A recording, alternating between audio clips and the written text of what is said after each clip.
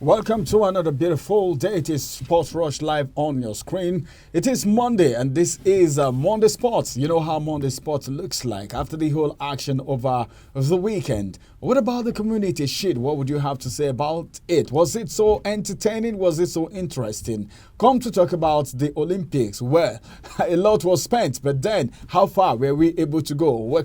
We're talking about billions being spent on that game, but then Nigerians didn't perform very well. Is it part of the problems? Then let's talk about also Osimhen. Osimhen finally, I think he is beginning to finding his mojo gradually, but then is Neto going to take the place of Osimhen in Chelsea? I don't think so. Many more will be coming on your way from the Water Sport this morning. My name is MC Ramsey with Jesse number 10. And of course, that man who done Jesse number 7, according to him, is right here with me in the studio today talking about Michael. Good morning, Michael. Number 7, good morning. It's good to have you on the show this morning again. Always. Let's get straight to the Olympics. The disappointment, the excitement, everything, and the ceremony. I was so particular about the Nigerian contingents.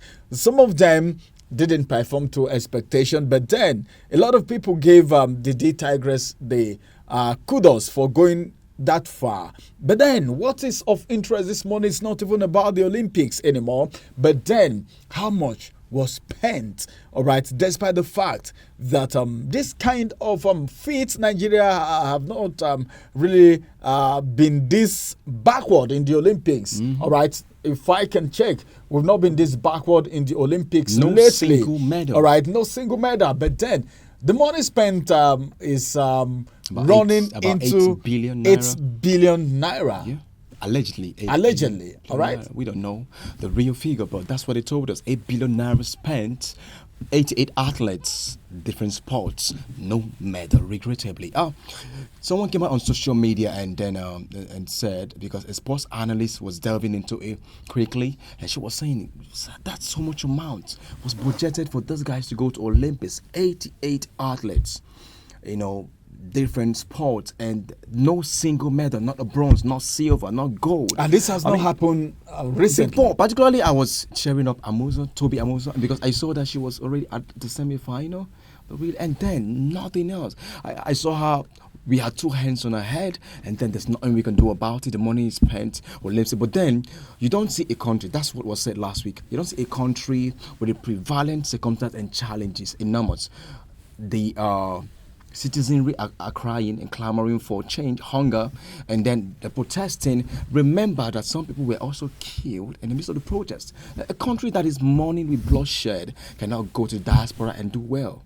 Especially for the fact that some of these players and these athletes also have their relatives and friends being affected one way or the other, even though some of them are not actually applying their trades in the country. Let's move away from there because of the want of time. Let's talk about other things happening from the world of sports. The community shit, how was it for you? Well, I predicted a win for Manchester United. It was my prediction were already, because the world went further, but then Marcus Rashford made sure my prophecy was thrown into the ground. It's as if he had. It's only Rashford. It's because of his performance in that game. Oh my goodness! 2 clear chances, hit the bar. The other one wasted. Also, Sancho missed the chance, because I saw particularly how Alejandro Garnacho was making sure he was feeding chances. So the chance that I particularly was not even happy with our coach not putting Zirkzee, because Zirkzee would take that chance and would score. That chance that Marcus Rashford wasted, because we know he wasn't included in the England squad that went to the Euros. What was he doing during that time? Was he playing football, or was he partying, or was he clubbing? I think he was doing that. Talking about Rashford? He should be resting. He should be resting because every other person have gone away. Yeah. Apart from the personal training that they do, we know that Ronaldo train almost some hours every day on his own, apart from the general training. But then, talking about Ziggy, then Zexi. I mean, Zexi being benched instead of starting outrightly because we know he just came in. And number 9, hold on. He just came in.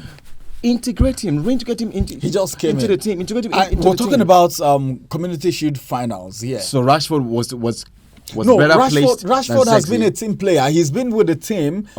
He's been with the team longer than him. He just came in. Chelsea just bought him. Manchester United played very well second half because that 82 minute goal was supposed to be defended, but then we felt the impact of losing Aaron Wan-Bissaka imminently. He's undergoing medical today at West Ham. How can you bring a winger back to defense? Pelistri was taken back to defense. I would have seen the coach leaving maybe somebody like that player who was on the bench. Amas played well during preseason. He did well. Why not bring in the defense? Now I'm playing Pelistri. Evans was supposed to go. He's an old man. Leaving Evans and selling Wan-Bissaka was the wrongest thing for Man United to do. But they know better why they sold. They know better why they are. Defense was very porous. You can imagine that 89-minute equalizer by Roberto Silva, uncalled for. There was no man at him. Free header, and then of course now the keeper.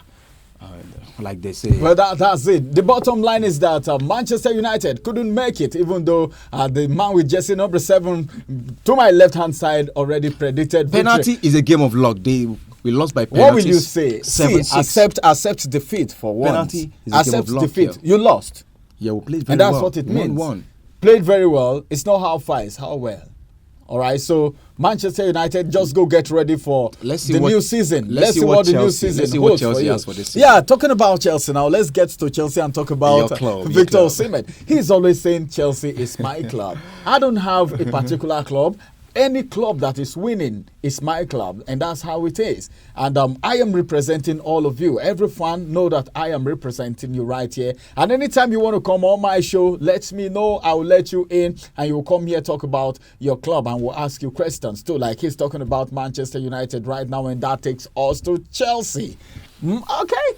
Neto just came in. Pedro Neto, £54 million signing. And some persons were saying, with Neto, Osimhen, I think the push for Osimhen will not be so much anymore. But then Osimhen is still being needed by Chelsea. Absolutely. And more so that Napoli is already giving a green light as it is right now. But nobody knows where Osimhen is going to end yet, whether Chelsea or not, because Chelsea is interested, PSG is interested, and other clubs are also interested. But then, what would you have to say about Victor Osimhen? Someone was saying behind closed doors that if Osimhen had left earlier than now, all these ups and downs wouldn't have been there. But then as it is right now, the ups and downs is beginning to subside a little bit, and in few days or maybe a few weeks, we will get to know the next destination of Victor Osimhen from Napoli. But now, as it is, talking about Chelsea. Victor is keen on a move to Chelsea, as of a report that made the media a few minutes ago,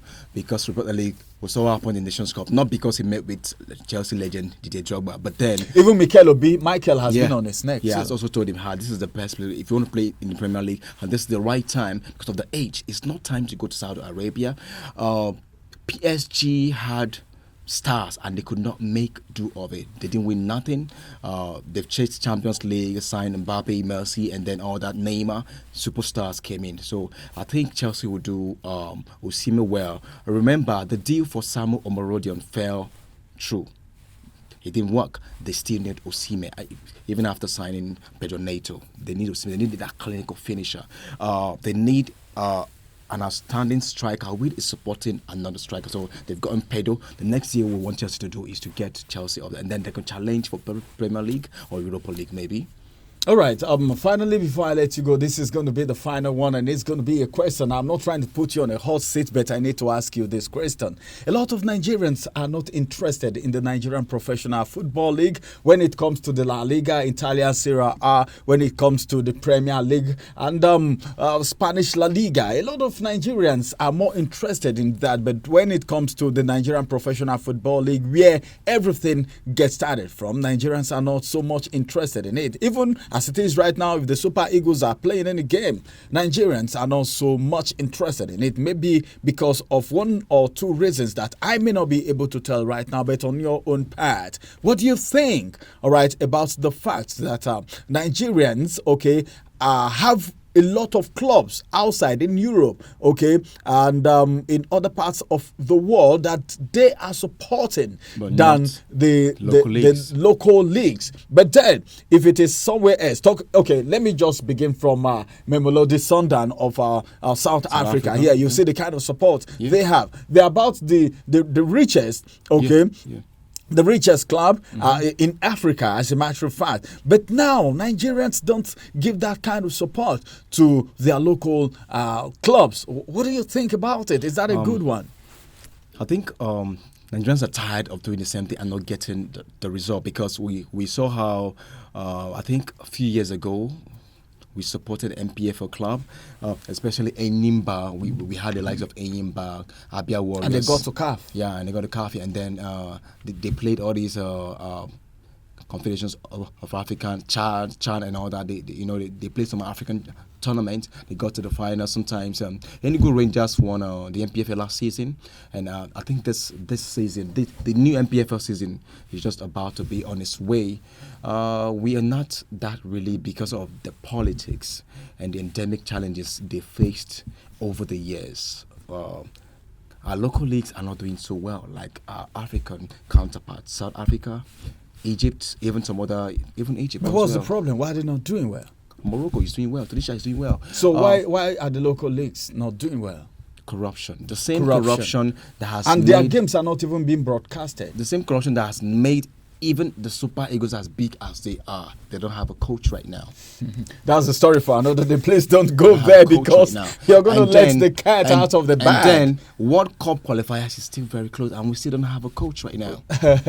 So the corruption in MPFL has been endemic. It's been so long that it's not been washed out. Sometimes you see players underpaid. They have problems with coaches, bosses, see the altercation with Osimhen and Finidi Judge. Well, so many things happening from the world of sport that we can't finish right now. But then, as it is, this is the only place you can get the real entertainment, information, and education from the world of sport. When it comes to Sport Rush, we give you the details, and very soon we will be delving into things happening from other parts of sports, not the round-led game just alone, but then the world of boxing, the world of long tennis, basketball, and then you come to talk about golf and other games too. But then what we are doing right here is all encompassing, just to bring you to speed with the happenings from the world of sport. We will come on your way again, and that's going to be on Wednesday. And Wednesday is going to be the midweek edition of Sport Rush. Have a beautiful week ahead of you. My name is MC Ramsey with Jesse, number 10. Bye-bye for now, and have a wonderful time. Thank you, Michael, with Jesse, number 7.